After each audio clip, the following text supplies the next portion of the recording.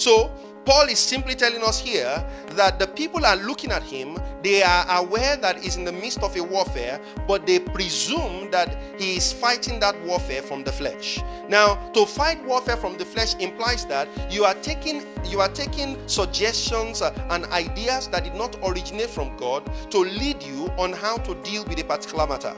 Let's take, for example, a man and his wife have or had conflict overnight over an issue that he didn't think was anything serious, and the man just said that, well, I'm the head of this family.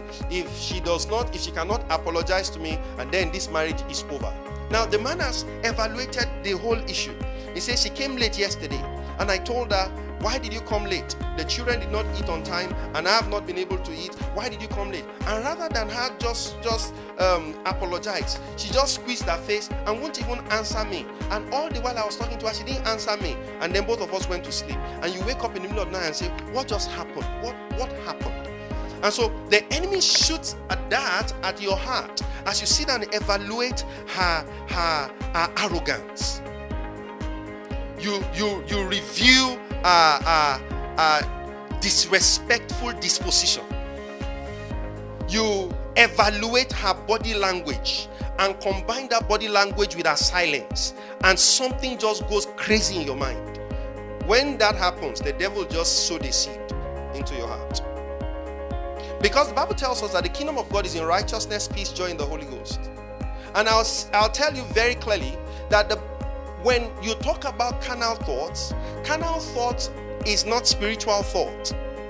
What makes carnal thought a carnal thought, and that makes it lethal and fiery, is the fact that it does not originate from God, it originates from man. It does not matter how good looking the thought is. If it is from the devil or from man, it will destroy you. And oftentimes than not, the place that undermines even matured believers is that a carnal thought can have a very solid scriptural ground for holding on to it. Am I communicating with you?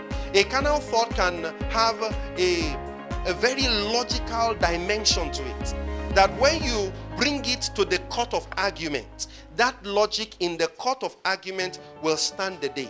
So Paul said that we wrestle, he says that the weapons of our warfare are not carnal, but they are mighty to the pulling down of strongholds. So we're going to quickly evaluate that. To the pulling down of strongholds, casting down every imagination. Am I communicating with you? The NKJV says casting down